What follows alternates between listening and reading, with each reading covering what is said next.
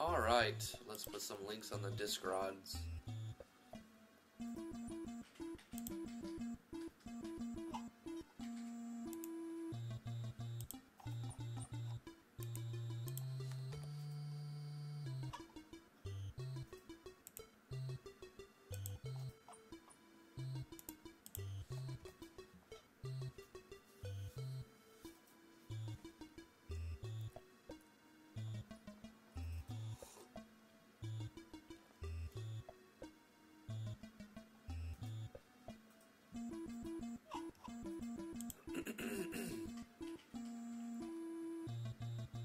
Hey, Mushri.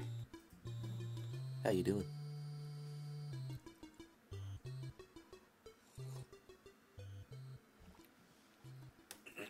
It looks like Heartless Angel finally figured out how to do her bubble text box thingy.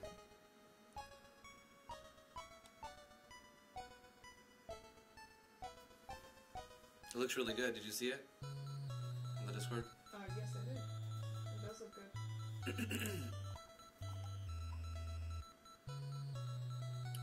Viper Deathblade 1983, what's up? The PS4 version has been delayed. Wait, there's a PS4 version of GameMaker Studio 2? Nani?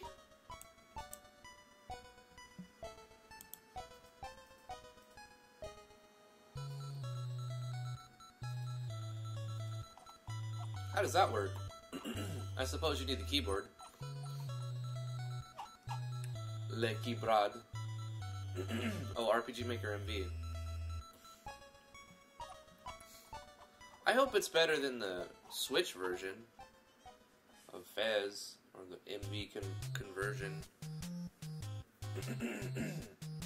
Excuse me. So wait, Fez is on the DS, and then you have the MV on Switch. Is that how it works? The mobile MV? Which won, like, the shittiest game of the year in Japan? I forgot the Japanese word for it, but Archaea was saying, like, it won the shittiest game of the year in Japan. Feels sad, man. I think it's because so many people were hyped over it. They were, like, super hyped, overly hyped, and then they got to watch load screens. I know the feeling, though. It reminds me of when...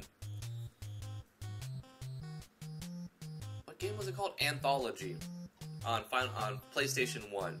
I played Final Fantasy V on an emulator, and I'm like, oh, great, I've got some, like, you know, half-baked English translation. And I thought, oh, I'm going to play the real translation on a better-looking system, right? So when I got the PlayStation Anthology, had Final Fantasy V and had Final Fantasy VI on it, the loading times were atrocious, and the translation was like made for like 8-year-olds. Like, it was watered down, and like it was just bad. Like, the fan translation was actually really good on the ROM that I played.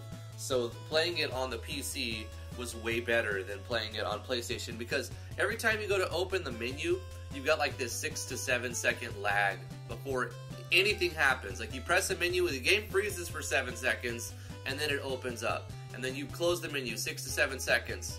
Then you can start walking again. And what's frustrating is you'll get poisoned in battle, so that the battle ends and you have to go to the scene map again, and you have to. So that takes 7 seconds out of combat. Then you have to, as soon as you get out of combat, you got to press, you know, triangle and open your menu and wait 7 seconds again for the menu to open up so that you can use an item, which was clunky and slow. And then you press, you know, you use your antidotes and potions, and then you close it and you start walking again. 2 steps, you get into a battle, you're loading again. The majority of the game for the PlayStation Final Fantasy Anthology is just waiting for the menus to load. Terrible, terrible port, worst port ever. And people say that Square Enix sucks at making PC ports, well, they suck at making PlayStation 1 ports too, because their PlayStation 1 ports were garbage. And that's what the RPG Maker, I think Fez, or MV, on mobile/Switch was to that market. Just like a giant buffed delay. Like, it's got this huge time buffer between every action. Very frustrating. Anywho, where are we at? What's going on? What is going on here? We've got 7 people. Alright. We are listening to the Mother soundtrack today.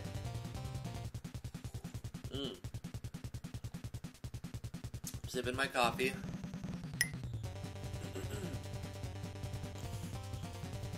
Sean Castanon, totally agree on the PS1 ports. Sean gets it. Anyway, let's get started. Starting late today, I have appointments, so I have to end it right at 1 o'clock. But let's go live full screen. Oh, let's take this thing off. Highly recommended, guys. If you have a webcam, you want to cover it up with something. Just so that, for your own privacy protection. How's it going, everybody? I'm Drift from Driftwood Gaming. Thank you so much for coming to the live stream today. We're going to be working in GameMaker Studio 2, and we're going to be working on our free-to-play RPG, where we're doing like a refresher type thing, and trying to relearn a bunch of stuff, and learn more stuff, about how to make a game, and all the ins and outs and everything. So, yeah, let's do a play test real quick. Yeah, thanks for coming. Let's go into the scene here. Got some creation code for this. For the button handling. Let's open up this stuff so we can see what we got going on inside this project. I've added a bunch of subfolders, which is probably for the better, so it doesn't get too clunky. Like, I don't need to open all of these, so I'm not going to. But we've got a lot of assets added. The objects I will open up so that we can access them quicker. Alright. Not too many, not too many. Let's do a test play of the game. Let me know if the music's too loud. Looks okay on my levels.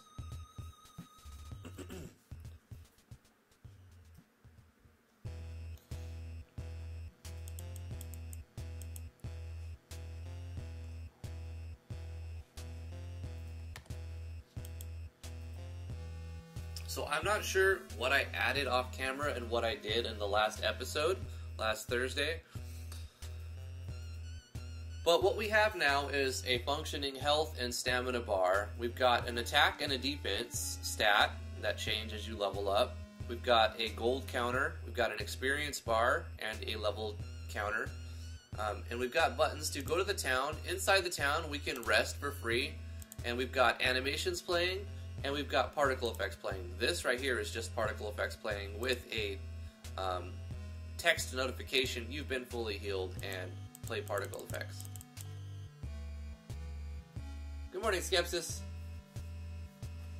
And we have an explore button. When we explore, the buttons disappear and redraw depending on where we're at and what we encounter and what we have. We are going to eventually have attack, and we're going to have skill, and then we're going to have item. So 3 buttons, 1, 2, 3. And then we'll have a flee button right here, and then maybe other stuff later on. I'm thinking about moving the flee button over to the very right. So that's the first thing we're going to do. Let's go ahead and let's do a test play to show you the core game loop, and then let's move the flee button over. So if we click on flee, we leave the combat, play a sound effect, but we can explore. And we'll encounter the first level 1 enemy is just a sign, a fish sign, so it's our practice enemy, right? When we attack it, we click on it, a sound effect plays, 2 of them actually. It will show an animation right here, and it will show a particle effect right here, and a particle effect up by your health, and show text of how much HP has been taken and from both things. Boom. And after you kill it, you get a random amount of experience and gold within a range that you set, that we have set. And we've got this other room that we're in, like the victory screen. You can see our experience bar went up. We gained 6 coins. Our experience counter is right there. More coffee, please, more coffee. So we can go exploring again. I've changed the code around so that it doesn't specifically look for the fish sign. It looks for a target, and the target can be anything, and whatever I put in there. So right now I've added a second enemy. So this isn't a cash battler, and I thought, well, we have multiple frames of animation, so why not make it less of a static image? And that's exactly what I've done. So we have another enemy. This is much harder if we attack. You can see we hit it for 14 and we got hit for a lot more. So we're probably not going to beat it. So we'll have to flee and rest in town. We might need to level up a little bit before we're able to practice on this sign, practice our aim on this sign before we can actually fight one of those pink imps or whatever they are. Go back to town, rest up, and explore. Smash on the sign a bit. Go to the town and rest, explore. Eventually, we're going to make a shop inside the town. I can feel it coming on.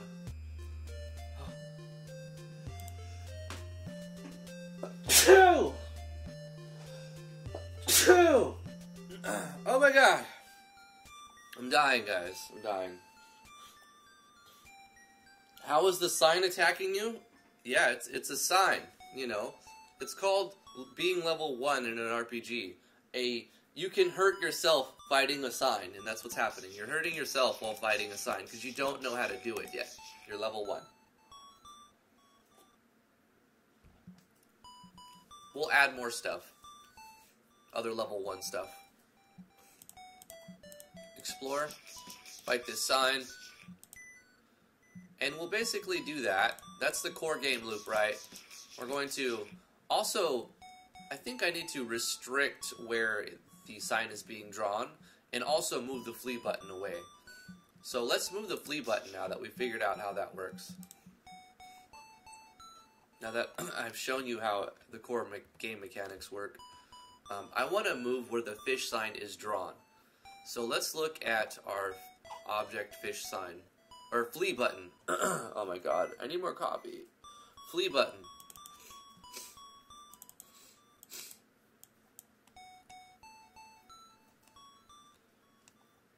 So when it's created, we're drawing it right here. And all we want to do is move it over to the right a little bit more. So that's just going to add some Y value to it. So let's add, the sign is 128 by 128. So if we add 128, it'll move it over its exact length, I guess. So we want to move it over twice as much as its size, as its Y value. So we're going to add 128, 128. We're going to move it over 256. Now let's just test it.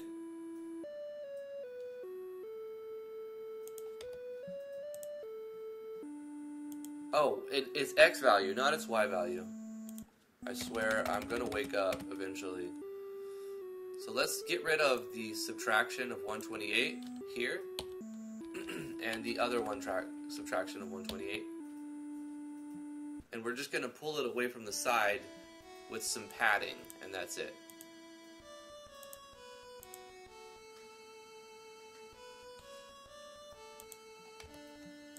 There we go.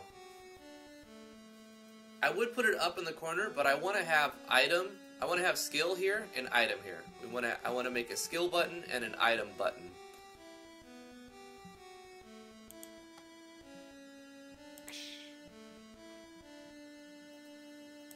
And because I'm referencing the X and the Y value of the flee button relative to where it's at, like where the object is at, I don't have to change my clicking area. So like, if I click where the flee button used to be, it doesn't flee anymore. I mean, it won't flee because it's using the X and Y position relative to the button itself to flee. And we can see that in the step right here. So in order to run the play sound effect and then change the room, we're checking the mouse's X in relation to the X location of this object, and the mouse Y in relation to the Y position of that object. So we're saying if it's in range, click it, and or if it's in range, it will return true, and we also have to be clicking a button. So if we're clicking within this range, X1 X2, Y1, Y2. Within that box, play a sound effect and then go to the room. So that's how that's working. Easy peasy. I think we should add, I'm going to just do like the first thing I think of until I get some better organization. So I want to add a skill and I want to add an item today. So let's take the sprites, the animations. I've already imported some sprites. Don't need these, don't need these. Graphical user interface, here we go, buttons. So we're gonna probably use an item button and spell button. So we'll make spells.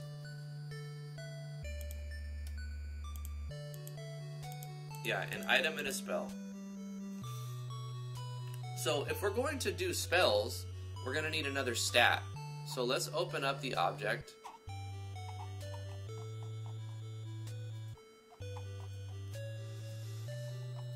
The object that stores the player's data.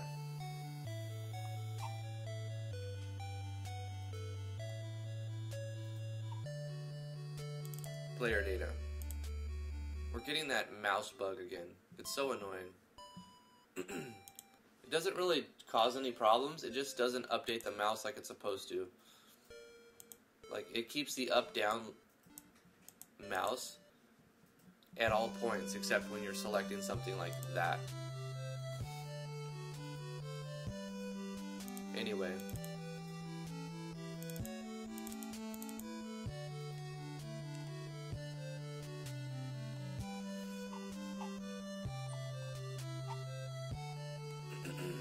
Alright, so we have the player data, player health, max stamina, attack, defense. Let's make another stat here. Player magic equals 10.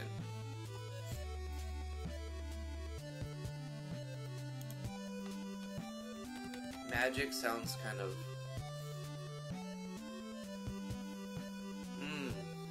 Let's do Intel.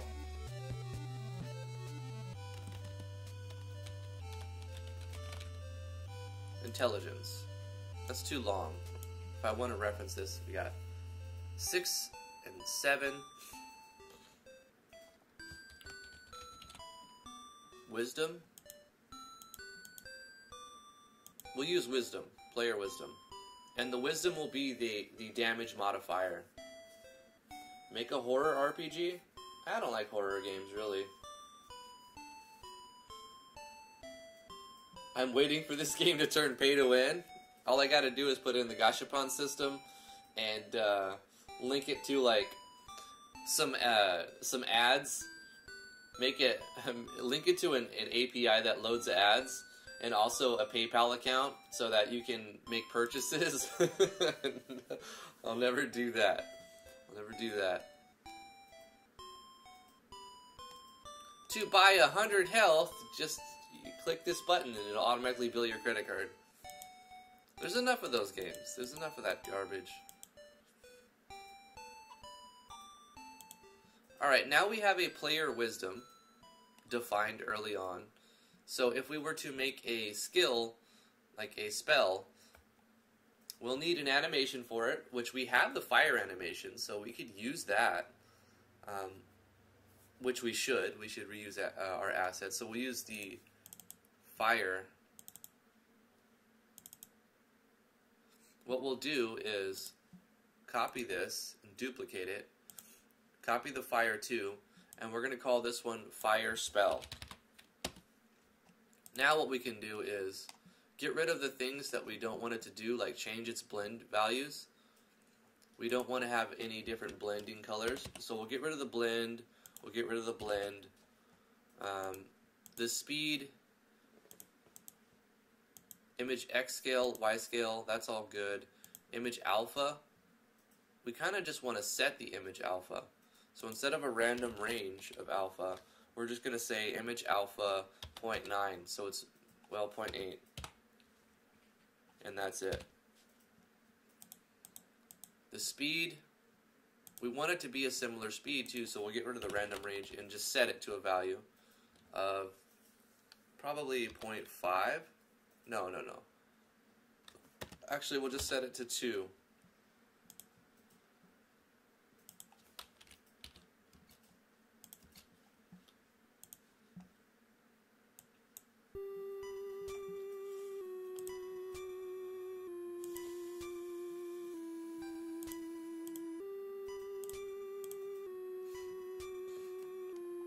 And then the image X scale, we'll get rid of the randomization on it and put it in at a specific value of, how big is it?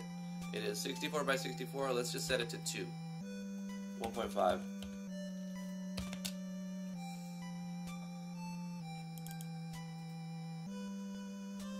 And then we'll set an alarm. Once it's created, we'll set an alarm. Alarm 0 equals... how long do we want it to last? Like, 2 seconds? 120? Yeah, we'll just set it to 2 seconds for right now. And then after... we can remove alarm 3 from this one. We're going to put alarm 0 here. And then what happens here is just instance destroy. Die after 2 seconds. Not die, but remove. So how this works, the alarm, it will tick away every frame of the game. We're running 60 frames a second. Make like a Final Fantasy game. I think the next game we do will be something like that, Danny. Trying to make an RPG with GameMaker instead of RPG Maker just for the challenge. I mean, to break the mold, to show the huge RPG Maker fan base that you can do an RPG in GMS2. That would be great. If I really wanted to make a Final Fantasy game, I would use RPG Maker MV. You know. It's sort of geared for that. Of course, you could do it in GMS2, and you'd have a lot of different flexibility.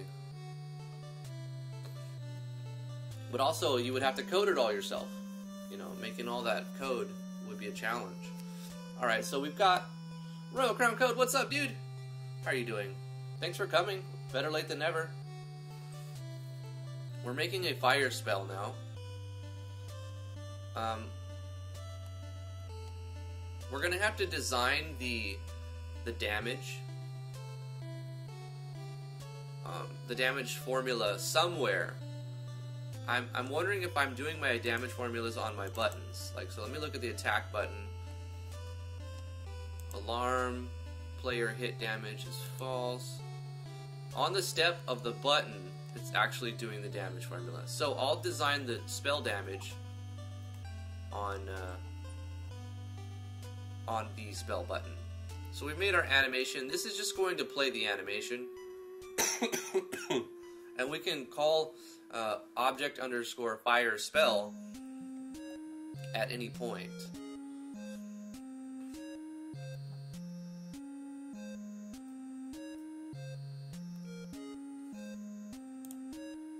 And it will delete itself after 2 seconds. So we'll have that now to play with.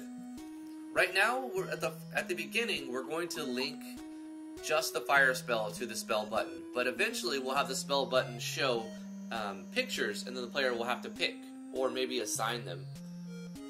What's up, Hilton? How you doing? Thanks for coming to the live stream. I thought you weren't going to start for another 2 hours, so I wasn't lurking. I did post late in the Discrods. Let me see, and I always post here in official content when I'm going to live stream if it's different. And I posted last night, going live at 11 a.m.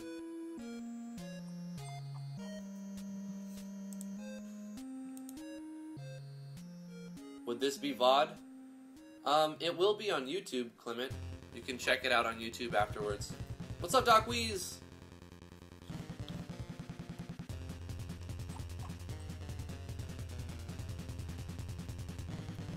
YouTube no send message. I don't know what to say. YouTube has its issues. What's up, Zarsla? Alright, so we've got our spell animation, but we need to make the button. It'd be a good idea to start off by just copying. Actually, let's just right click and duplicate the attack button. And now we're going to call it spell button. And we'll change the sprite to the spell. And now we'll have to go in here and change all this. So where it's drawing it, the spell button will be to the right of the attack button, which means we need to add more to the Y value. So we'll get rid of this 128 and the padding.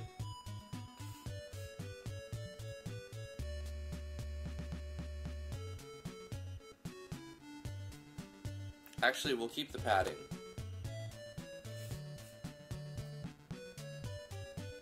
Or actually, that's getting rid of the padding. If I go like that, we're adding the padding. Because adding to it will move it over more, and we're moving it to the right.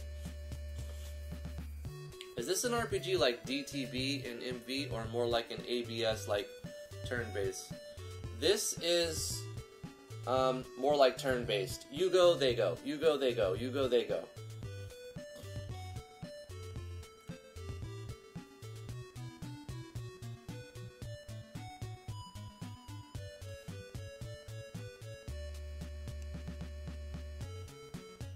Player hit damage equals false. Now, why do I need player hit damage?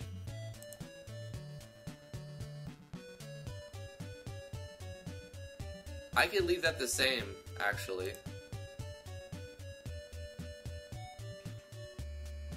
Oh, to hide, it's a timer to show and hide the damage. Right. There's really no reason to change the variable just for the name of it being a spell.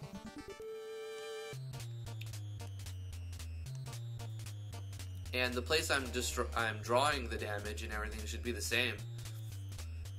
OPlayerData.damage. So on player data, we are referencing damage. It's set to 0, but at some point in this step, this is when I level up. This is when I die.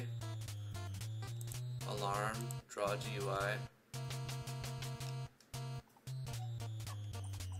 This is putting everything on the screen.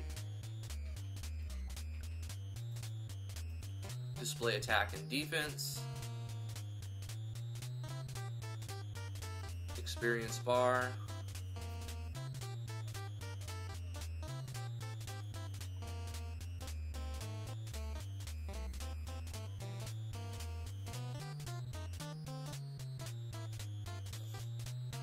Skepsis says, I didn't get to see the last of yesterday's stream. Did you get all of your plugins reordered? Yes. And did the face bug pop up? Yeah, it didn't affect the face bug at all. We still had the face bug. When you press escape, we're talking about Natural Explorers, the RPG sim game in RPG Maker MV that I stream Monday through Wednesday. Yeah, it didn't fix it. And I didn't really expect it to. I was just hoping it would magically fix it, but of course it didn't. We did remove 5 plugins, and we added like 10 plugins. Face bug. It's like some alien stuff going on. Where am I setting damage? Setting damage. Damage is set to 0, but it's also changed, not on... This damage is changed. We're referencing this damage, but it's not changed on player data. It's changed on the button itself. We're saying this object's damage is that. Okay. Because we need a place to store that. So we'll be doing that on the same spot here. Yep.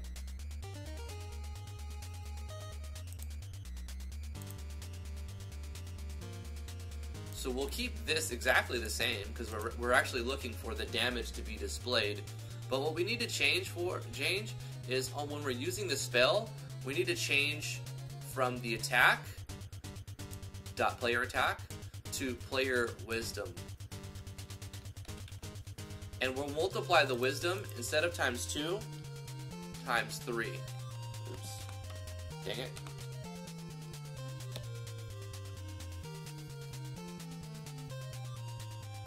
So your spells will do 50% more damage than your attack will, but it will also consume stamina. So we need to make a condition. If instance exists, and we need to say if the instance of the fish sign exists.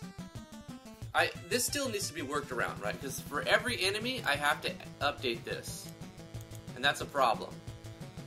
And I tried many ways to make it so that I can reference like a variable.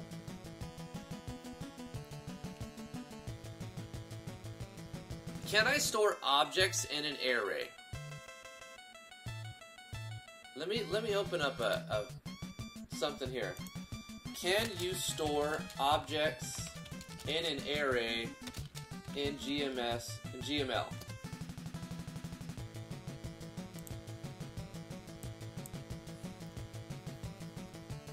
Maybe I make a script. Maybe I have to make a script. Sorry about that. Maybe I have to make a script.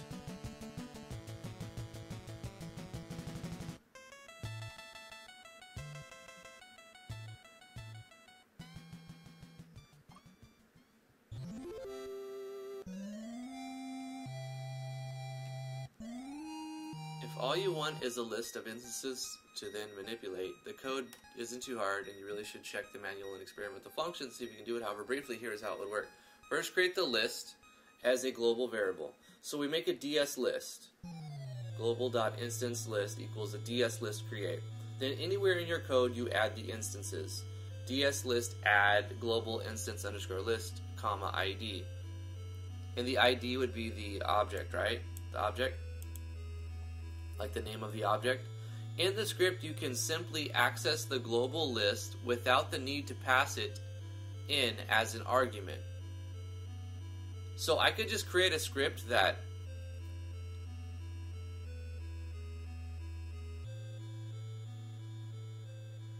like if I add a script and put globals in it, do I even have to like load that script anywhere, or will it read that script and recognize those as being global variables?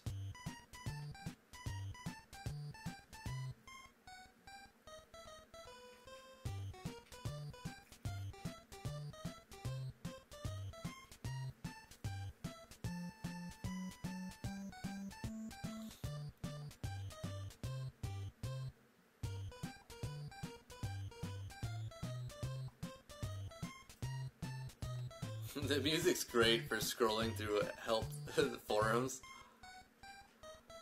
It's like a big mess, really, of code. And people saying, no, what I meant was, oh, what I needed to do is, well, this is why. And I think this first one, I think I should just learn more how to use a DS list and just use a list to store objects inside the list. Also, I don't make anything global, which I probably should be doing. Okay, so I'm going to bring this up over here and also have this up so I can see chat.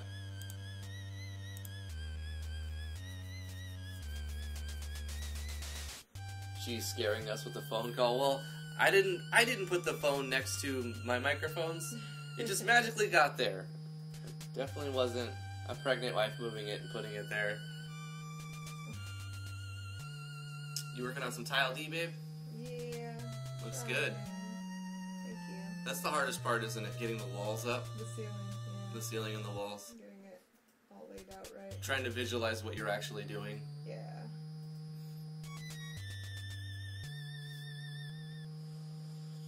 I am in your mind. First name default, last name animation, alias Spark.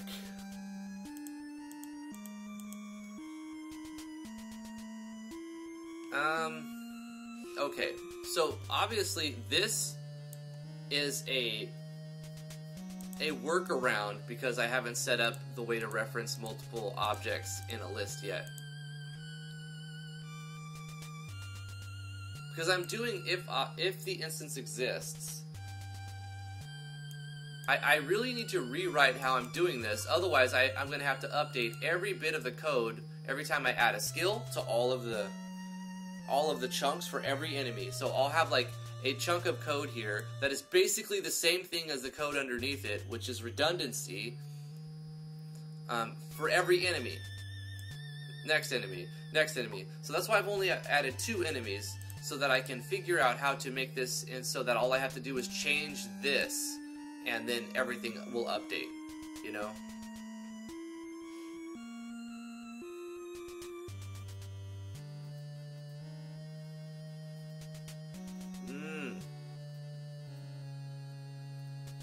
Okay.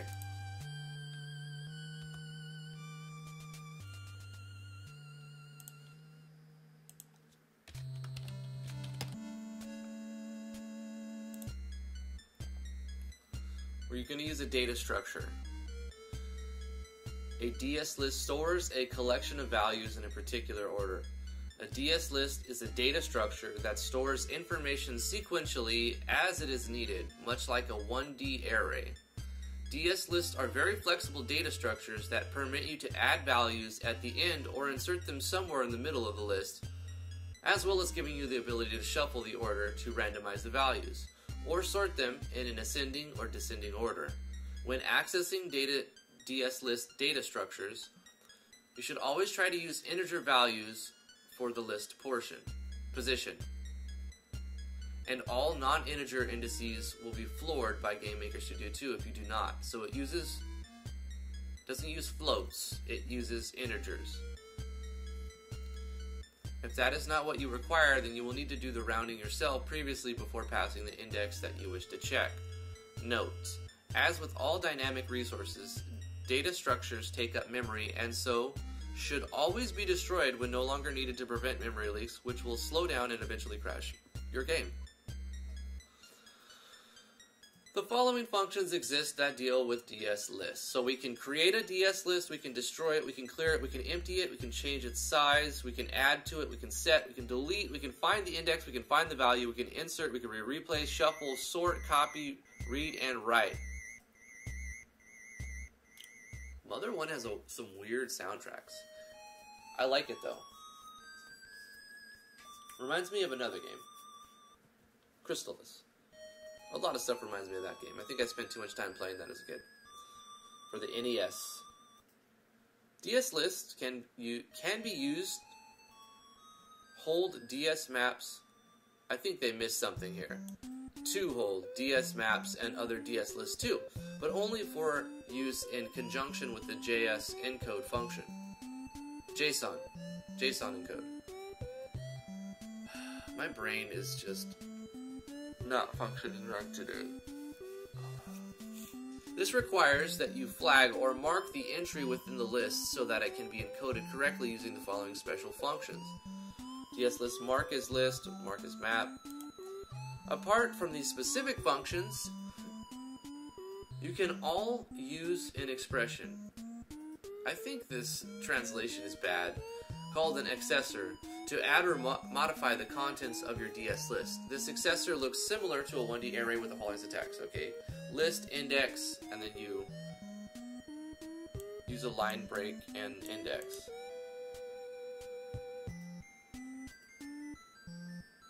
Find more information plus examples over here on accessors. If you need to check data, if the data structure exists, you can use the dsExist function.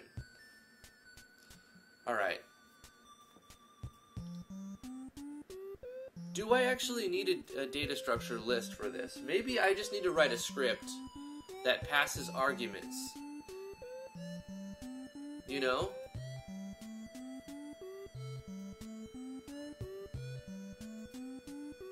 Okay, let's try to do it with the script idea. What if I take this code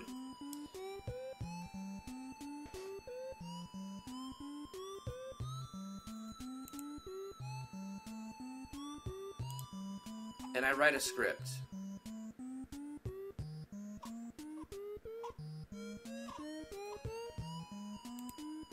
Create a script, and we'll call it sc underscore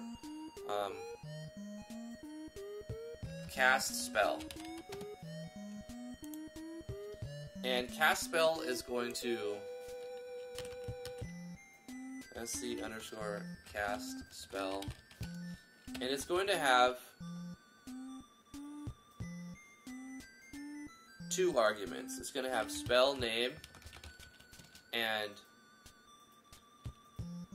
object, target object. Alright, argument 0 and argument 1. We'll say argument 0 equals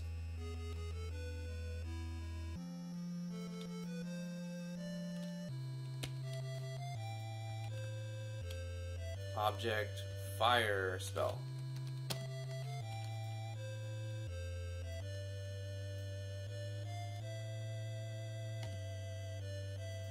Argument 1 is, well, we define what argument 0 and argument 1 is in the reference to the script. So we don't put this here. We're just gonna, I'll move this. For now, we're gonna say, oh, fish sign, object fish sign. Fish sign? Do I have fish sign? What's going on? Why is it animated? It's an animated fish sign. Get it right. Okay. This is not going to be code that goes here. This goes somewhere else. What we're going to do is paste this code here and say if instance exists, we're going to say argument 1.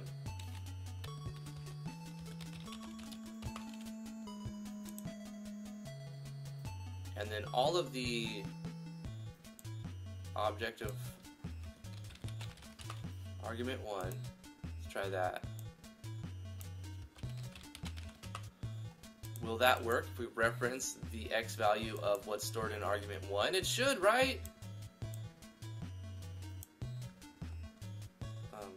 Delete and paste. Oh no, undo. Argument 1.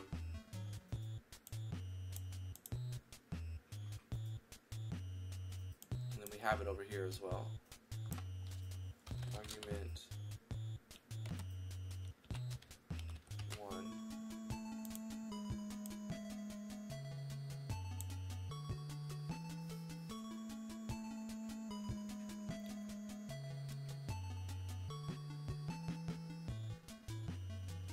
Technically, we could add another argument and just say player action. Okay, let's call this script player action, and we're going to pass in the type of action.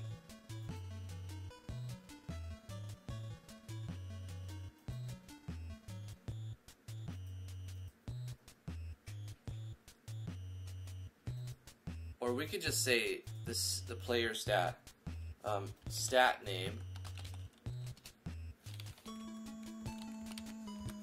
modifier, okay, damage modifier,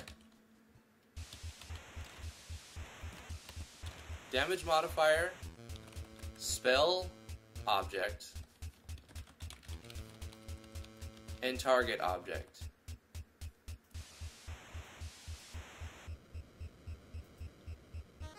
Well, actually, since I've already done argument 1, we'll do target object and then spell object. I'm making it up as I go, guys. Spell object.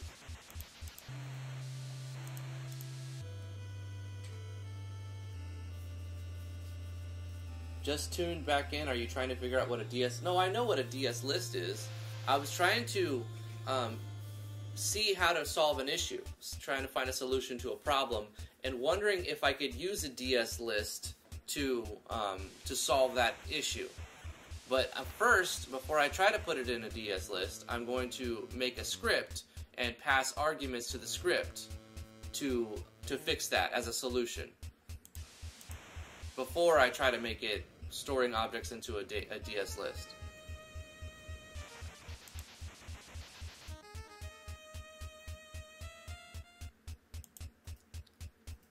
So if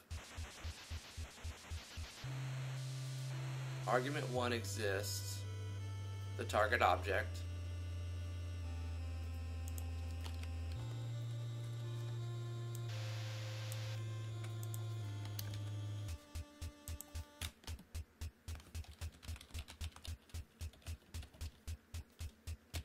the damage modifier is stored on player data dot the name, right? So it would be like dot player attack, I think. This is example.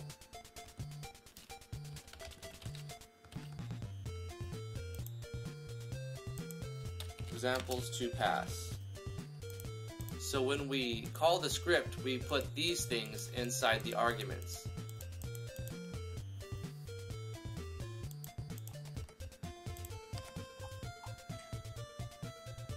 This is to help me later on when I come back and I'm like, what am I doing here? You know? What's up, Werewolf CZ? How are you today?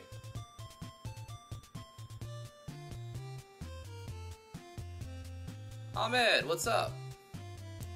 This is your jam? This is from Mother One.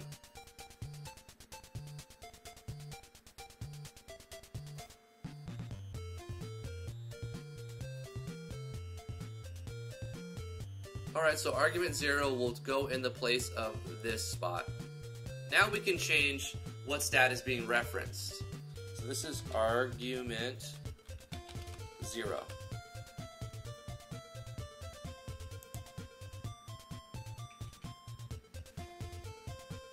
We're trying to make it so that we can use this line of code without redundancy for every enemy, every instance of every enemy object, and every type of skill and spell. It would actually make a lot of sense.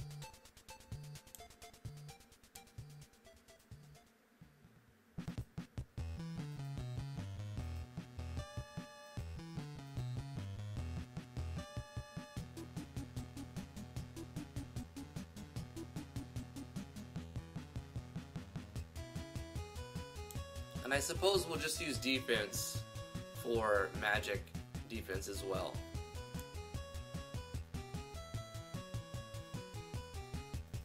I might change it later on, but I'm going to keep it that way for now. Player data.damage is that. This is the thing that will be actually changing because we're referencing that. Do we need alarm on this? We don't need alarm on this. We'll have to make sure that we keep alarm on when we call the script. I believe the term is called resistance for magic defense. Yeah.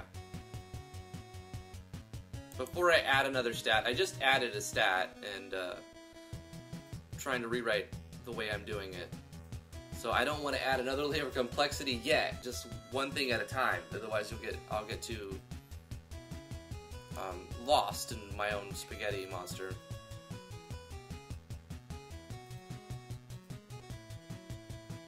Are you making the slash like the attack power is the weapon power plus strength plus 1 through? Yeah, I did that, Werewolf. Like so, right here, I've got player damage is rounding and clamping a random range plus what I'm passing into argument 0, which is the player's attack stat, times 3, or, oh, see, that's another thing. If it's a spell, if it's considered a spell, the multiplier is 3, and if it's an attack, the multiplier will be 2.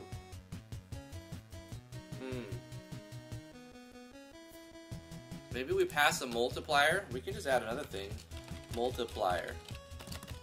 Like how much damage multiplier is. This is to let us differentiate between a strong and a weak spell. So we can say argument 4 or argument 3. Argument 3 equals, like we can say 3 here because this is going to be the damage multiplier. And so it would be times argument 3. Because we want this to be changeable, right? We can pass in a different number. Minus the argument 1 dot defense. And like I said, I'm gonna leave this for now. Otherwise, we'll change this into something else as well. And then we're clamping it, right? So it can't be less than 0 or more than 999.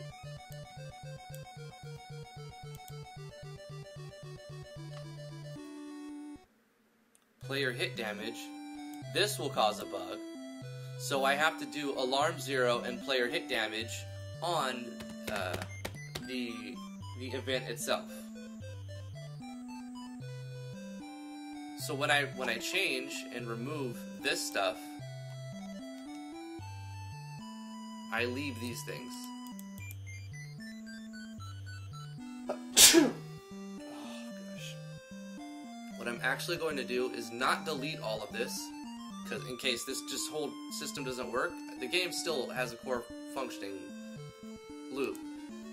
So what I'll do is just mute all of this, basically. Hide it out.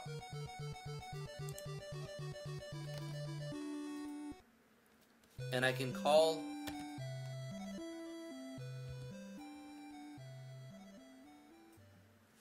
the appropriate encapsulation for this is right here.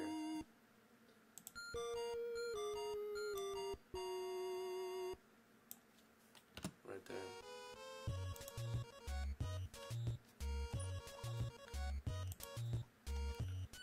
So we'll have to keep this and this.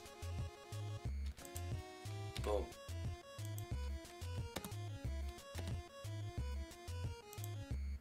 Instance create layer.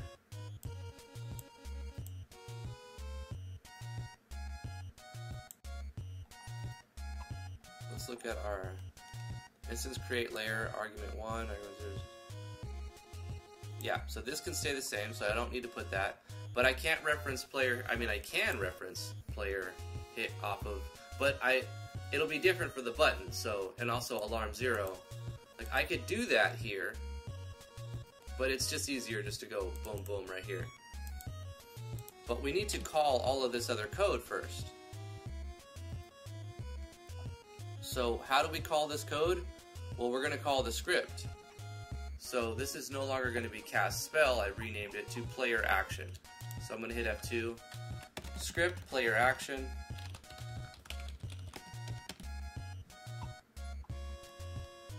And we call that.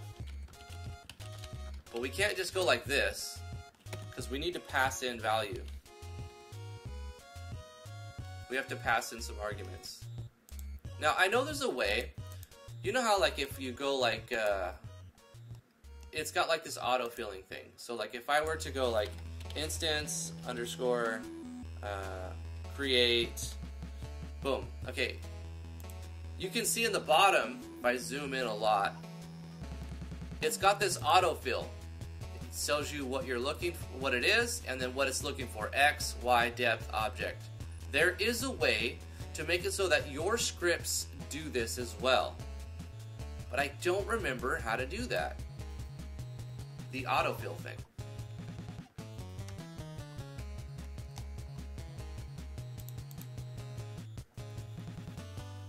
In every RPG, spells are OP. Yeah, because they're consuming something that you won't be able to easily get back, supposedly.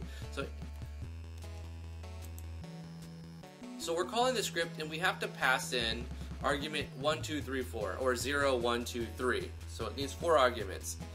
The damage modifier, the damage modifier, I'm going to just call it stat to use. What kind of stat are you using? So the stat that we're using will have to reference the actual stat. So for this button, which is a spell button, we're going to be using wisdom. So we'll pass in O underscore player data dot player wisdom. The second thing that it's looking for is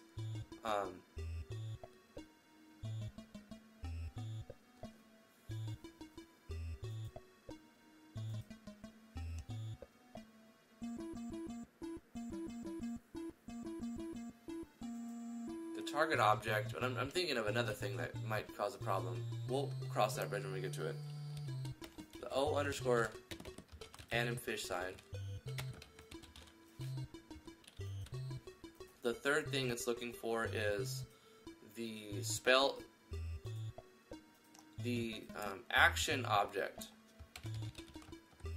animation object, anim object. So what object are we using to animate that?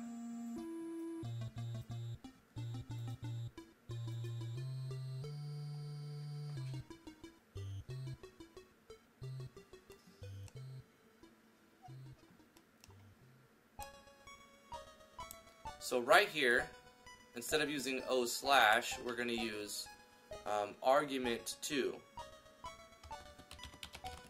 Because that's going to be the object that's created.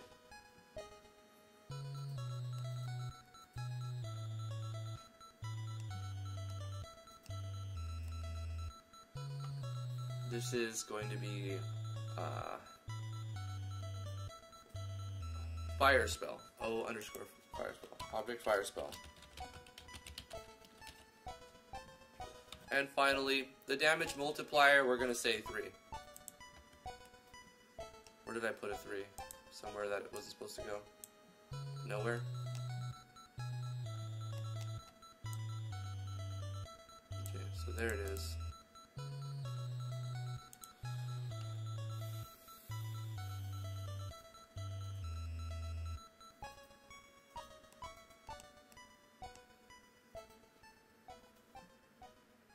And we could add another thing, the sound effect to use.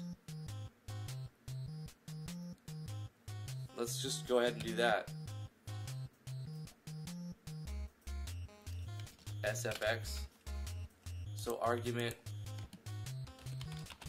4 will be SFX underscore slash.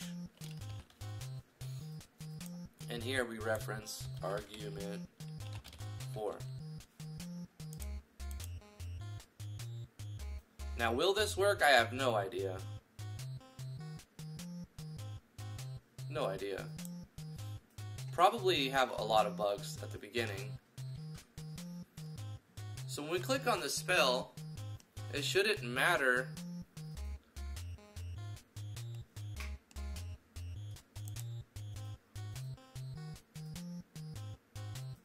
we do need to encapsulate this if the instance exists, otherwise it won't know what to actually use. So does that mean we're going to have to do this encapsulation for every enemy? Yes, probably still. Or not. If instance exists, we could put that encapsulation in here. And we just call the script from here.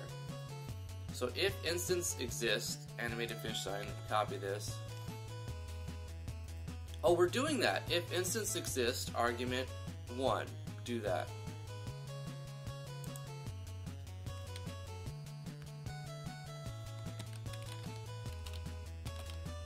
Why is everything so far apart there?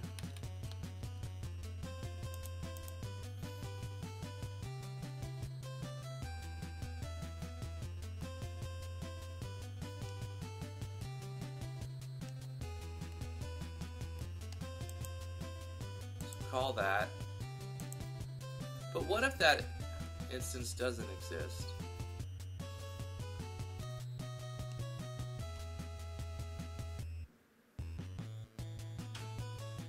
Hey, Bubbly.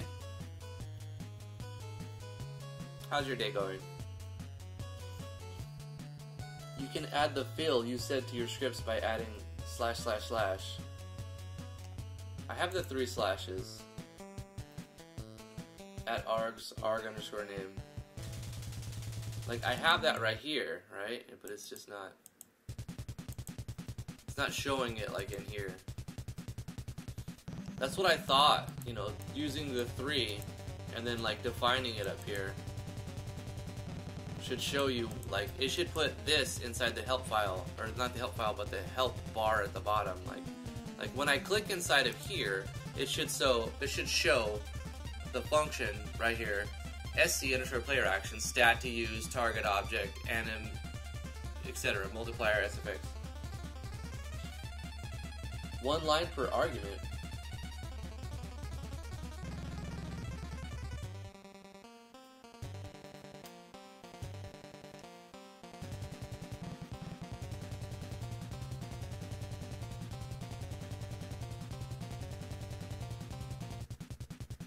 I don't know what that means, one line per argument.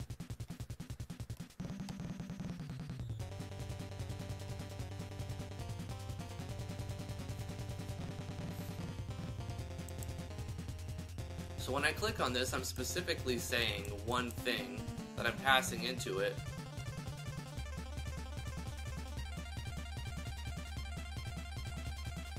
So I guess I have to double encapsulate. I'll have to encapsulate if instance exists, then do that for that. If it's for... I mean, I keep thinking, I'm trying to find a better way, but this is all I can think of right now, so I'm just gonna go like this. Like that.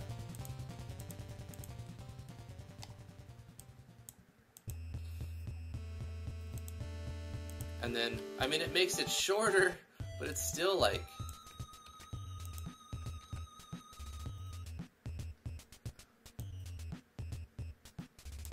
What did I call the second enemy? Purple.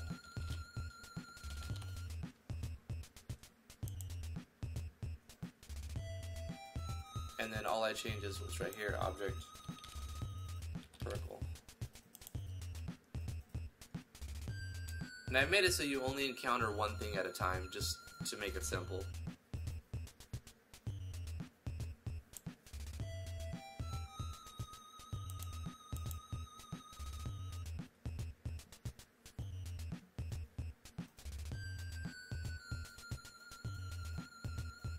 So I've gone from this, which I'll have to edit, like, all of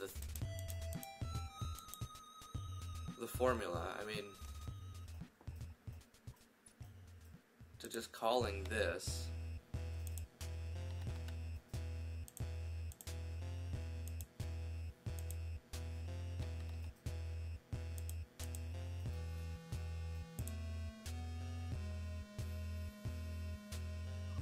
I guess we should just try it.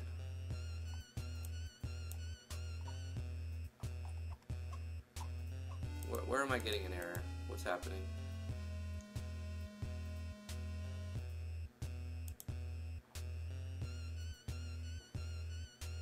Oh, sound effect to use. Huh.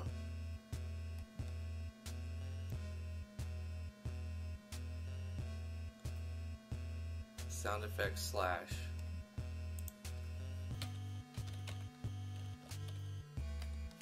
I mean, for now, anyway.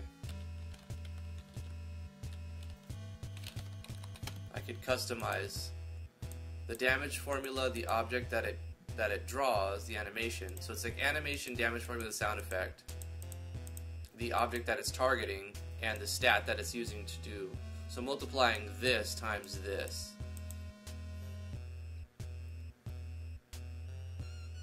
It's very sloppily, like I could have put this number after that. But that's an arbitrary thing. Let's just see what happens. Unfortunately, I can't just hit play because I have to draw the button somewhere.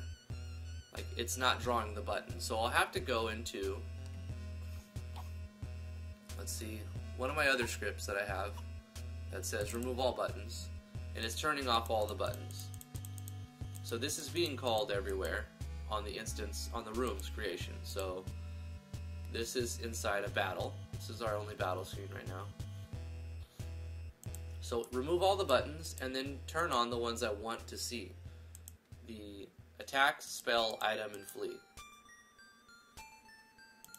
So this is already drawing it, but what we need to do is specify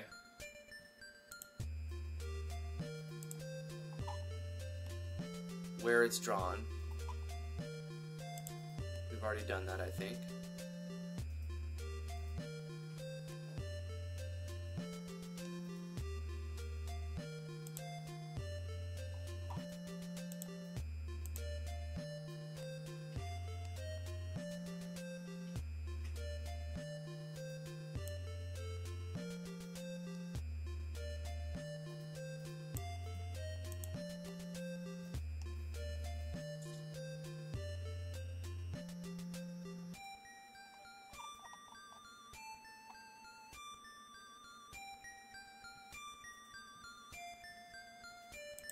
Is it gonna draw? I don't know. I think I'm forgetting something, but we'll see what happens. I'm expecting multiple bugs. Okay, explore. Yeah, it doesn't draw the thing. Right.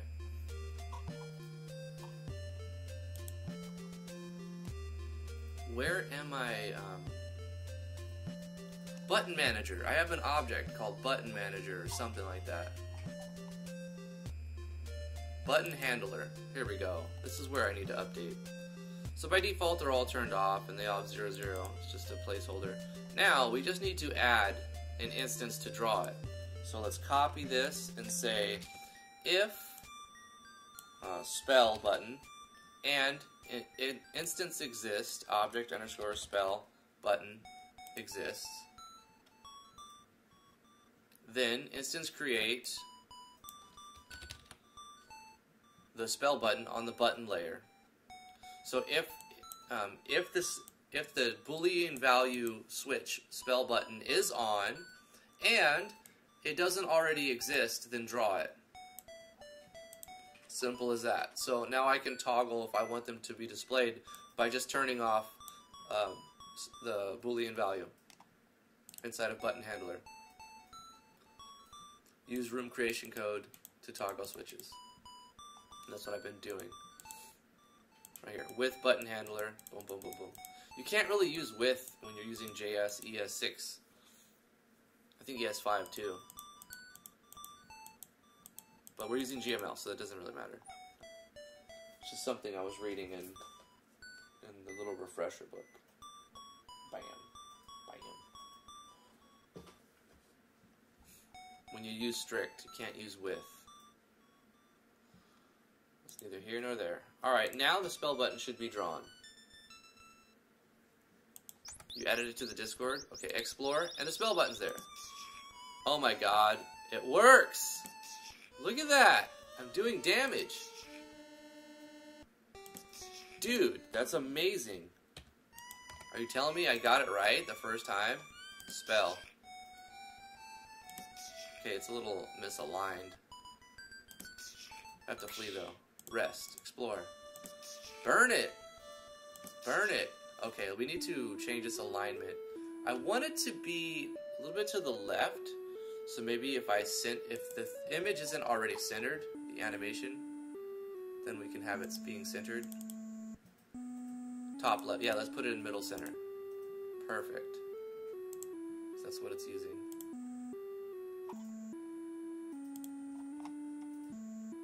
Dude, that's so cool.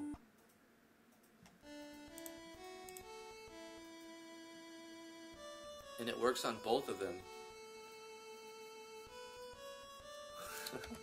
So the script call works. I don't have to use a DS list. We can make the fire bigger. Oh, another thing, the fire needs to take stamina, right? It does more damage than your basic attack, so you've made your basic attack obsolete unless you run out of stamina. So let's make it take, I don't know, what, like 10 stamina. Go to town, or, yeah, let's flee. Rest. Let's do that real quick. First thing I think of. Let's change it so that, cost. Let's add another thing. Just keep adding stuff to it. Cost. Cost. So argument 5 is cost. So we'll have to go if object underscore player data dot player stamina is greater than equal to 10. Oh no, greater than equal to argument 5. Because that's what we're going to pass into it. So we have to say this will only work, oh, not inline. This will only work if there we go. This will only work. Now we have to do this to make it look right. Nope. Yep. So if the instance exists, and if the player has the stamina greater than equal to the cost, then do it. But we still have to subtract that, right? So let's go in here and say, for a basic attack, we put 0 cost, and it would just work exactly the same. Yeah, me neither, Werewolf. Like, there's always, like, 5 mistakes to get it working, and it just worked the first time. It's fantastic. And I didn't have to do any data structures. Just a script call.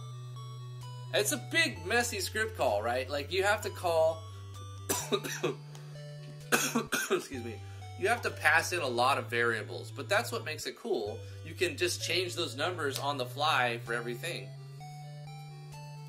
to customize it. Okay, we're subtracting from stamina. We're saying O underscore player data dot player stamina minus equals 10. Or no, argument 5. Argument 5 inline. So if they have more than, they have at least what, if they have enough, take away that much. If they have more than equal to the cost, minus, subtract the cost. Blah. Now let's see if it takes 10 stamina when we, oh, we have to change some things, right? We have to pass more stuff into it.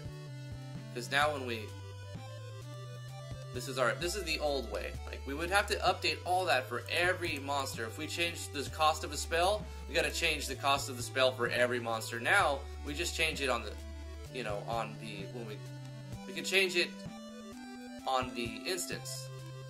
I don't know. Maybe it's the same. I feel like it's gonna save me work in the long run. Okay, player data, where's the spell? Oh, here it is. Right here. We're calling the script, and we're gonna pass in the cost. Sound effects, and then we're gonna say 10. That's the mana cost.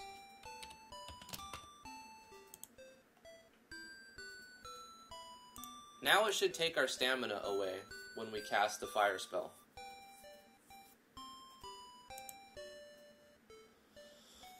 What's up, Thrax Media? I love GMS2. Just recently created a pretty complex system that I can use for scripting various stuff, from cutscenes to dialogue to even boss fights. Nice! Feels so good to get things right after a long period of trial and error. Absolutely!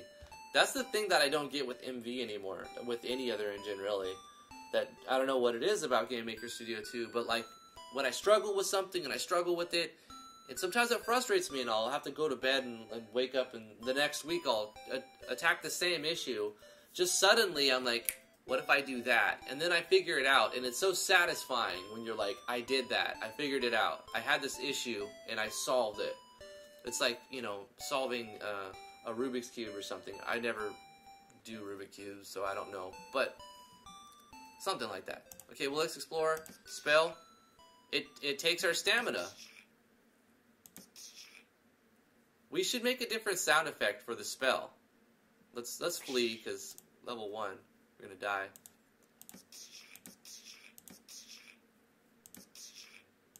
No, we're gonna die. You gotta flee.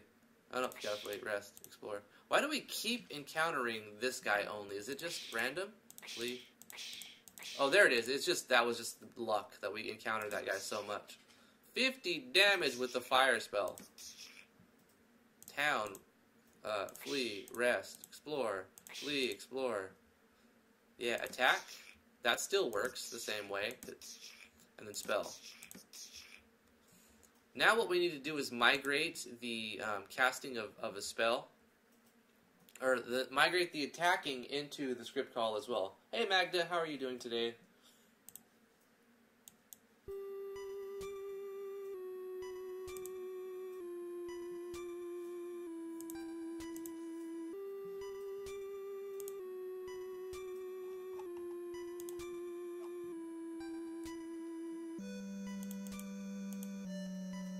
You just use @args like you would.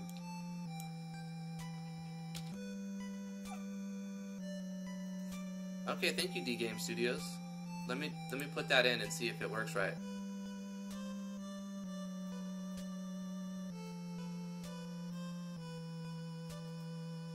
Also, Neo's gonna stop doing first impressions after the ones he's already agreed to doing.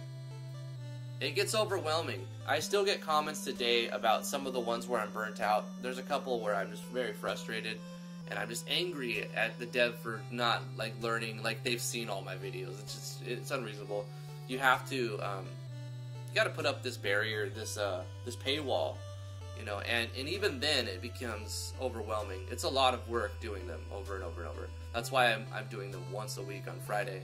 So tune in on Friday. We're going to be doing a first impressions on a game on a guy named Oberon. He has a game that I'm going to be playing.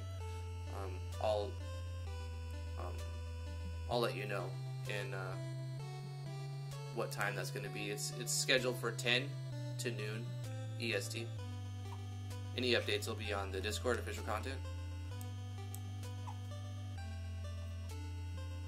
Okay, we're going to edit that script, right? So let's go like this. I need this up here and this up here so I can see everybody. Fabio Pagalan, thank you so much for the subscription. Appreciate it. Boom. 2, 3, 4, 5, 6. And then we were gonna go like that.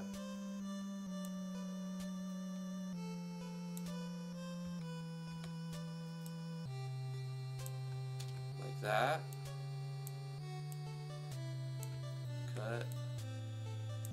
Paste.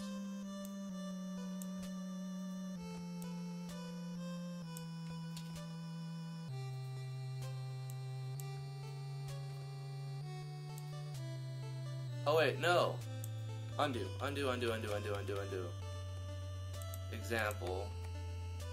We pass this. Copy this. Boom.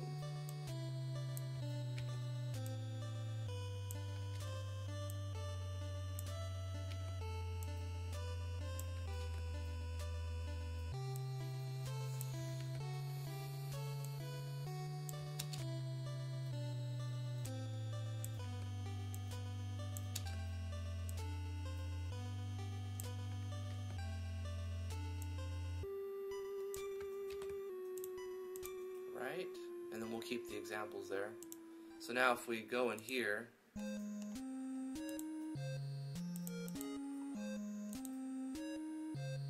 we look for, wait, where's it at? Not in the spell button. Yeah, in the spell button, right here.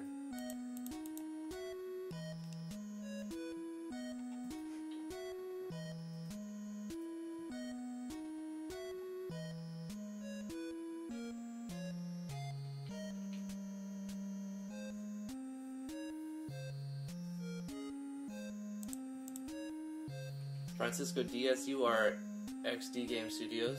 Okay. Doesn't seem to be updating it though.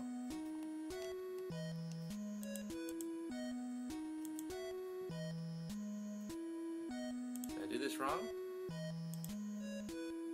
ARGs, your first ARG, your first second ARG.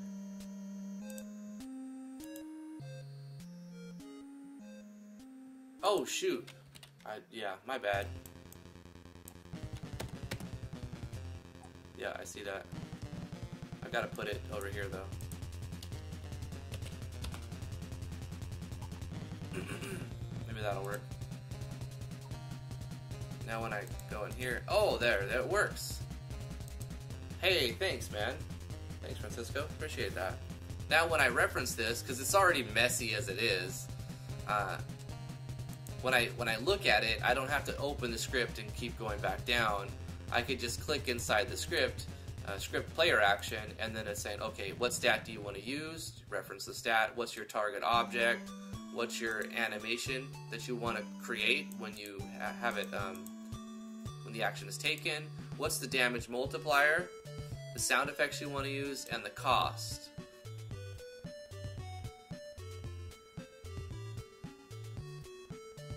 I'm going to be more specific too.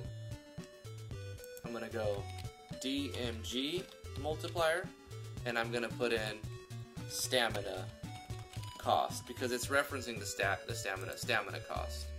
So we don't have to put in, like, we're not looking to put in like the object dot referencing what stat. We're just saying we already know what stat it's going to use. What did I do different? I need to also fix this. So DMG multiplier and stamina cost. Yeah, there it is. Boom. Right. So because I can see how I might be confused when I see stamina, or when I see cost, I'll be like, oh, object underscore player dot player stamina dot what, you know, player stamina. But it's looking for a specific number, not the stat you're going to use. We know we're using stamina, so I'm saying, what's the stamina cost? This is all to help me read my own code. I appreciate that, friend, Francisco. Cool. One less thing. Alright. So the fire spell works, and like, okay, I just want to test something, right? What if I just change the multiplier to 10? Like, real easily like this. If I change the multiplier to 10, now when I use fire spell, it should just like obliterate things, right? Explore. Spell. Oh yeah. Oh yeah. Look at that. Boom. Kills him in 2 burns. So, and all I had to do to change that was just adjust the multiplier. We'll put that back to 3. Okay. Easy. Fantastic.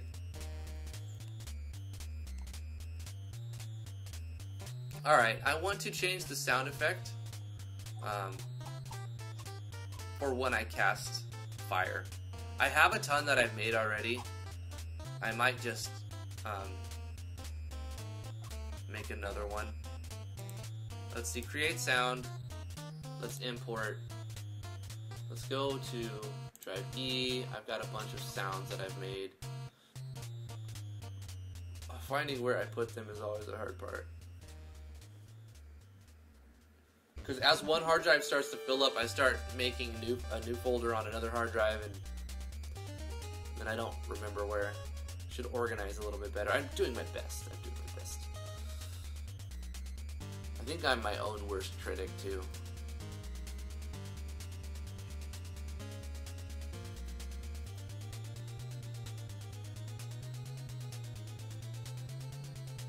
Probably in Driftwood Gaming is where I would probably put it. And then audio. Here we go. Sound effects. There we go. I've made some here. We want a fire spell like...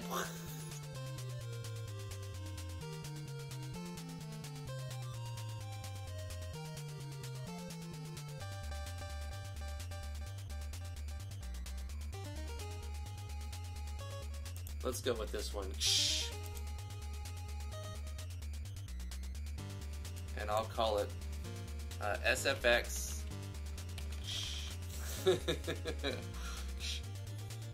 Stereo.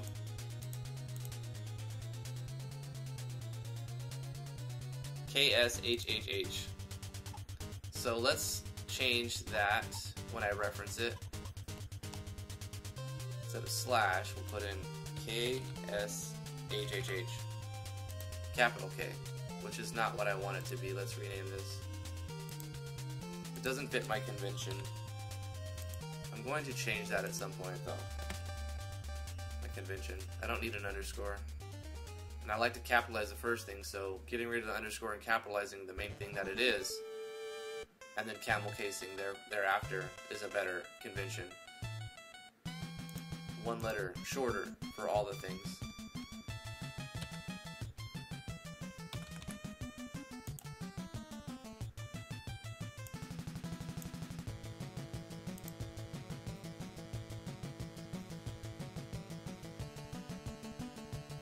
Okay, so that should be a different sound effect.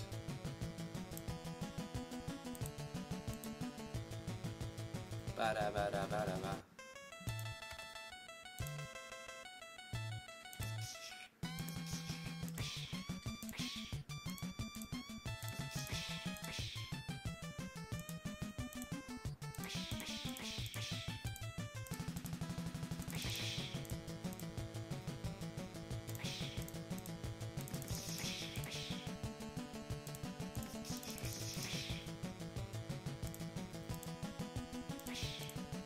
Cool.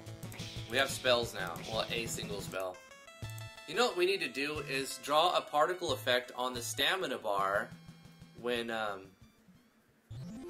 we need to draw a particle effect on the buttons when they're clicked. I feel like it's lacking something. Let's do that first. On all the buttons, when the buttons are clicked, I want a particle effect to play. In fact, if the player clicks anywhere, I want a particle effect to play, and even a bigger particle effect, or multiple particle effects when we click on the spell. I don't want to go overboard, it doesn't have to be crazy, like that's a pretty big one, but it's like for when you're fully rested, right? So, let's do that real quick. I have a bunch of particle effects already created that I've made from past games, and some for this game. So I don't really necessarily need to create a new particle effect. I could, but for the sake of time, I'm going to see if I can use one that I've already created. Let's use charge. So I'll make a script call. Actually, we can just duplicate a script I already have. Particles. Player action can go up here. Oops. There we go. So let's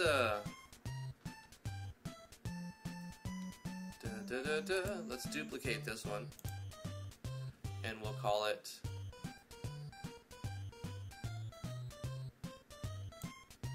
charge.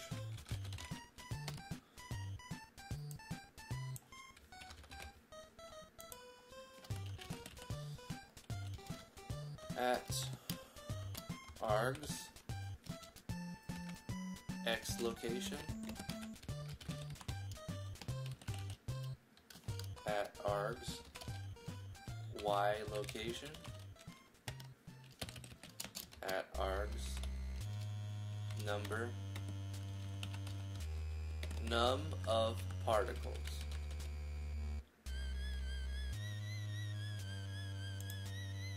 And we're going to stay using particle system 1 and change this to charge.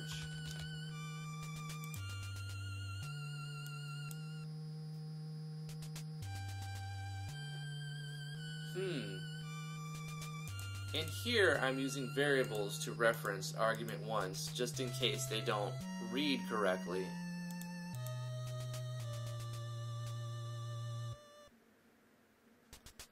What if I update my other script to do a similar feature? One thing at a time. One thing at a time, right?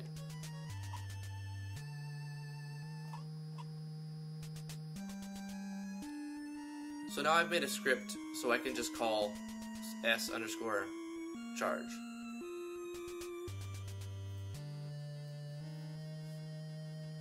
Actually, I need to rename this.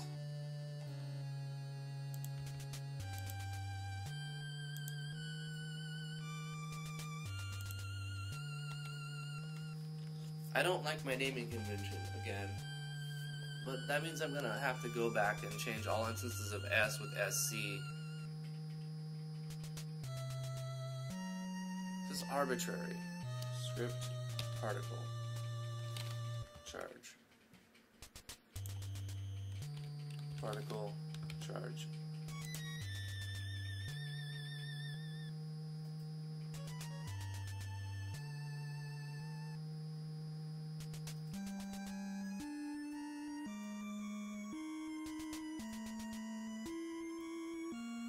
Just for particles, like that's, you know what, it's fine, I'll leave it. It's not gonna change the gameplay at all. I got an idea, maybe you could do like a level thing for the enemies. Like level up the enemies.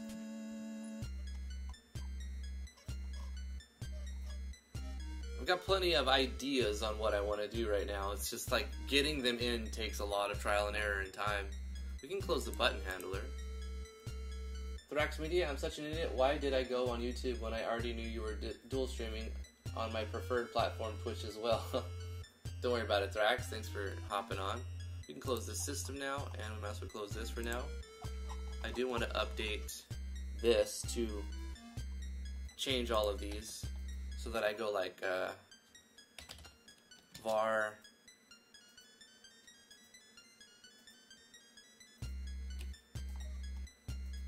stat to, oh, we can go like this. Copy var stat to use.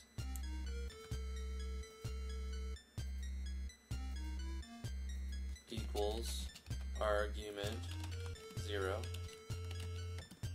And then I can go var copy target object equals argument 1 var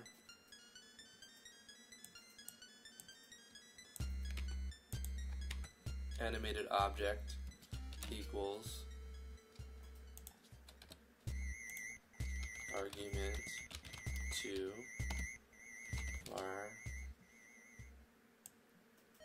copy damage multiplier equals argument 3. Now, does this need to happen? No. But is this a good practice? Probably. Because what if the thing you're passing in, like how you're using the arguments, it doesn't read. But if you create them and store them into a variable, it reads the variable just fine.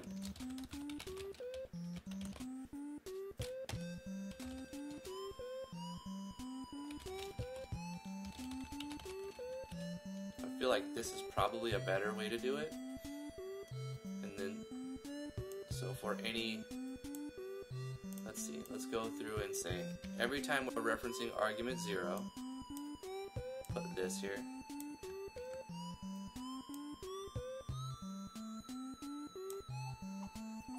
And then let's say, every time we reference argument 1, put this here.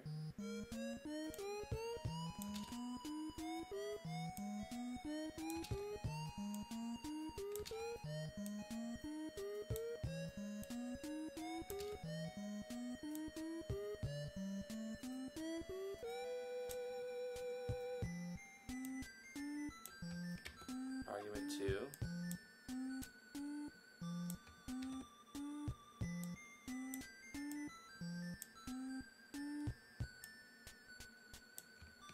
Argument 3.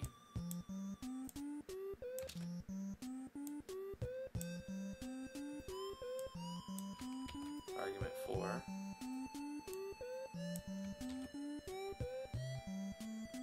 And then argument 5.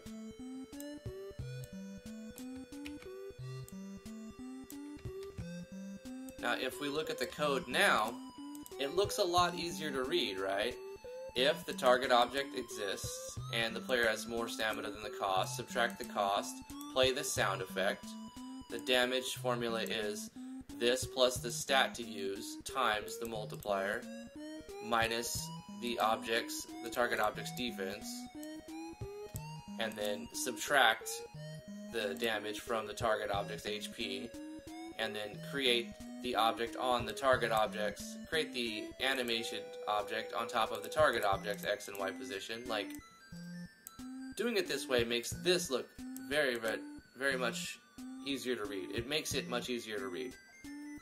Also, if there's a reference error where like you're using an argument in a way that it just can't be read from a function, if you just put that argument into a variable and then reference the variable, maybe it can be read. So this is probably a good practice to do it this way, even though it adds more lines of code. Less code isn't always better. That's what I've learned. You usually want to eliminate redundancy when you can, using scripts and data structures, but less code does not mean better code. Anyway, since you were fiddling with particles, may I ask if you know any good effect that could be used as rustling leaves or something like that? It's something that I want to do, like when you shake a tree, but struggling with a solution. Might have to create some custom sprites. Well, that's just the thing, Thorax Media. You don't have to create sprites if you just want to do a particle effect. In fact, I could maybe help you make that right now. There's a lot of free programs like this. I'm going to use Particle Designer. But there's a lot of them. Sometimes it crashes right at the beginning. Oh, it worked.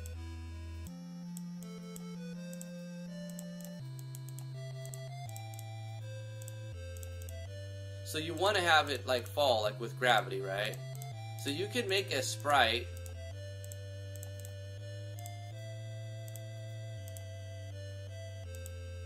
Let's go with that, actually. And we'll change the gravity direction to 180. Or no, directly 180, not 0 to 180. Oh, 0 and... Oh, didn't I put 0?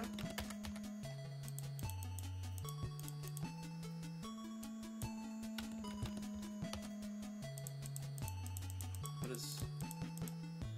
direction? Oh, wait. Is that amount of gravity? Amount and direction. Okay, let's say 10. Let's say 90. Nope, 180. What? 270? 270. Okay, that's way too much gravity. Let's go with 1. We have a direction. We don't want direction in here. Orientation. Speed is way too high. Let's drop speed to like 3, no 2. Maximum speed will be like 3. Increase to negative. Wiggle 1.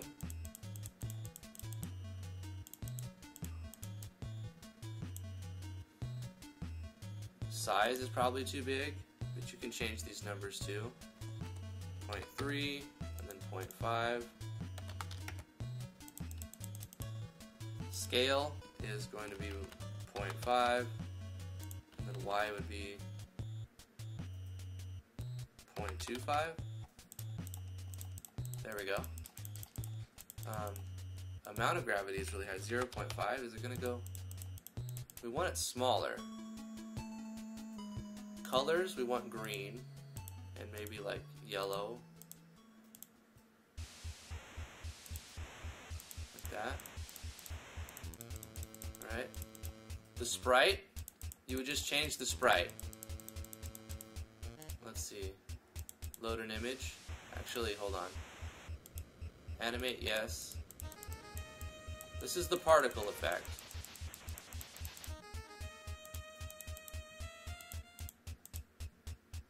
Shape. Let's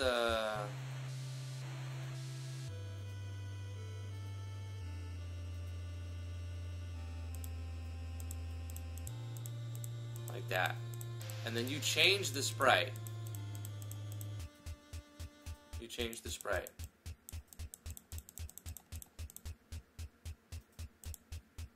Maybe there's a better one. Circle? No. Ring.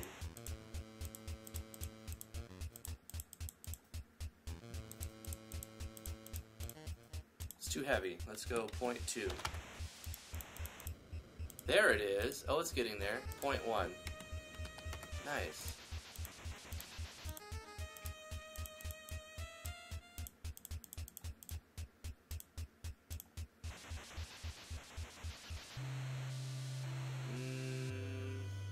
Orientation doesn't need to even be there, does it?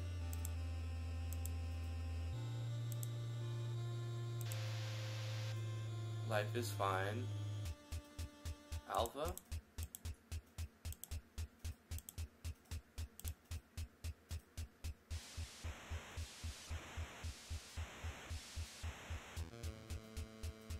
Let's reduce its life a little bit. 25, maximum 45.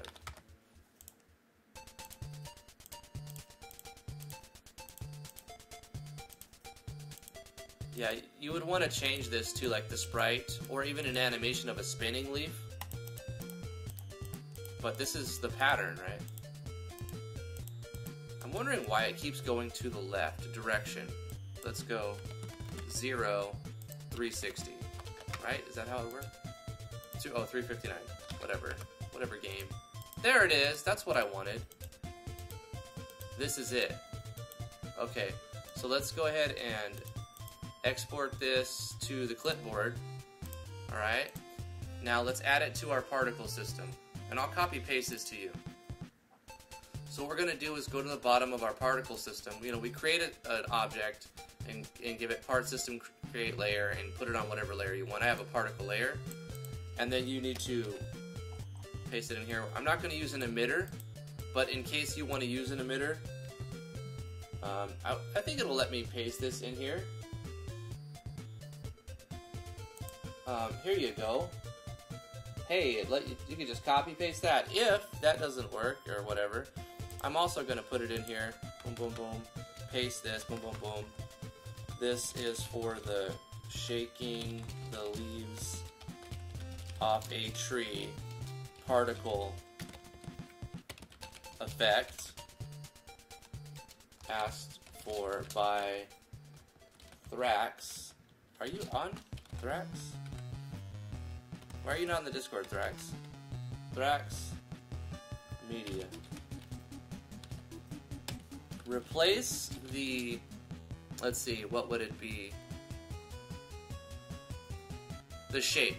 Replace part, type, shape with the actual sprite you want to use for the leaves. Boom, got him. You think you're there? I don't know.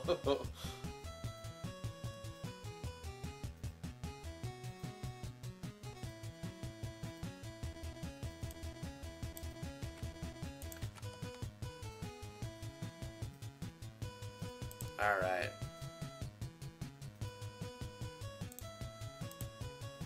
You know what? We'll use this particle for now. What I'm going to do is press Control F and replace all instances of Particle 1 with falling leaves. Go. And I'm going to delete the emitter, because I don't use the emitter, I call it with a script. And since we created it, don't forget on Game In to destroy it as well. Copy this, and we're going to do shaking leaves. Is that what I put? Falling leaves. Okay. Falling leaves.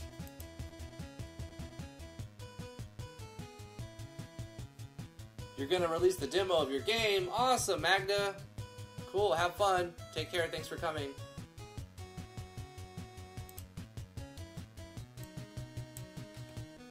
Don't forget to destroy it when game ends. Paste.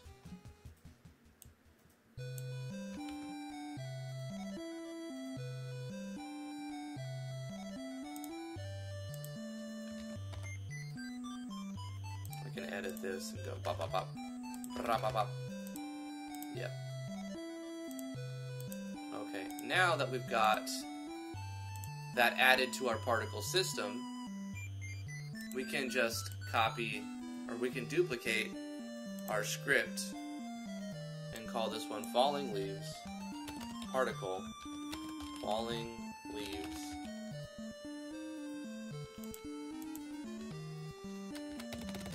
particle, falling leaves, and we just pass the name in here.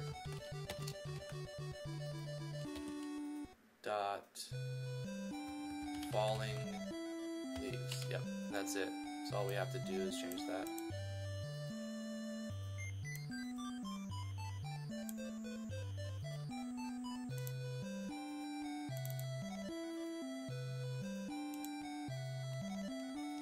Whoa. Okay, we can close the particle system. We updated this, so for now this script is good to go. On the buttons themselves, when we call this script, you know what we could do? We're playing a particle animation on the helper stretcher, but we also want to play a particle animation, so we say S underscore PT underscore falling leaves, And this will be on X, Y, and like, I don't know, 20? No, not that many, 10. Easy. And we just put that whenever we click on a button. So we can close player data for right now. We can close this button. We'll reopen it to organize ourselves better. And then also here, when we call this other animation, particle effect, we put it there. And what other buttons? We can close this. Let's close this. Let's clean up a little bit. Let's open our other buttons. Our explore button. Let's play that. Already did that one. Already did that one.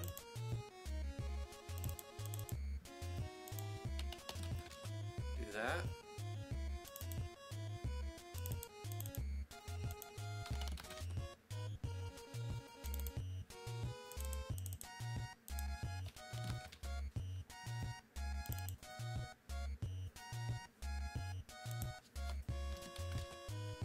So we have a falling leaves animation playing without the leaf. It'll be like circles.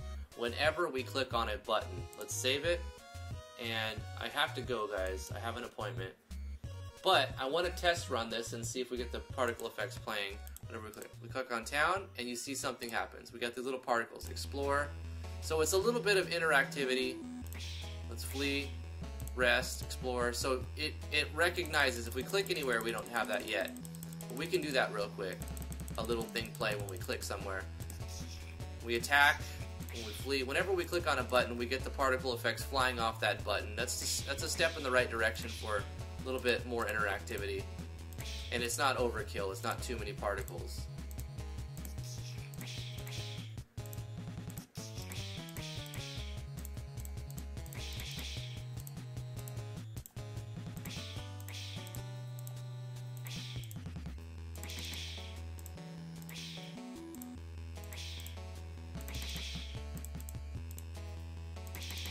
Let's get a level up.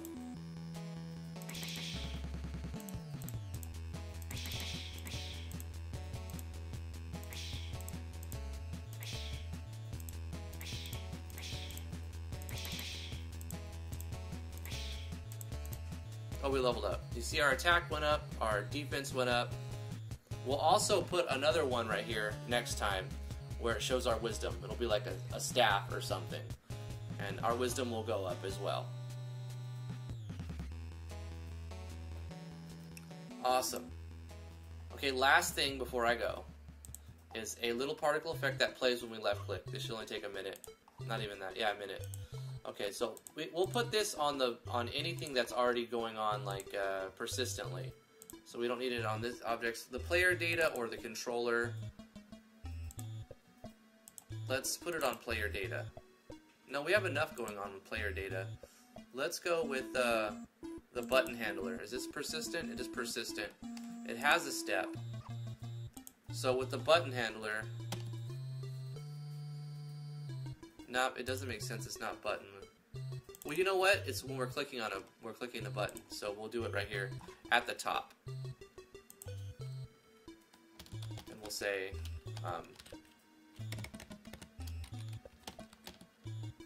to toffle. We'll call a script call right here. Play particle when left click for interactivity. And we just say, if mouse button any. Actually, we needed to go if check mouse button pressed MB any.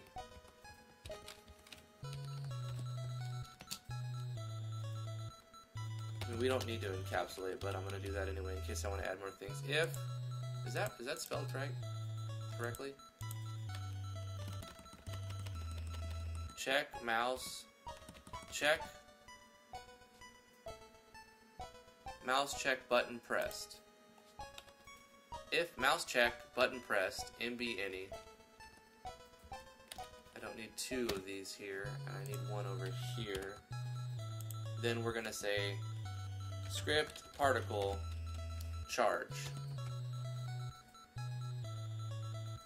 Why is there charge 1? Particle. Okay, that was just temporary. And then we're going to pass in the X location of mouse X, mouse Y, and the number of particles, let's just say 5, 6, 8, I don't know. Now when we left click, MB left. When we left click, it should just play these on the mouse. Just for, a lot of games do this. Most mobile games will do this little line of code. That's too much on the charge. That's too big.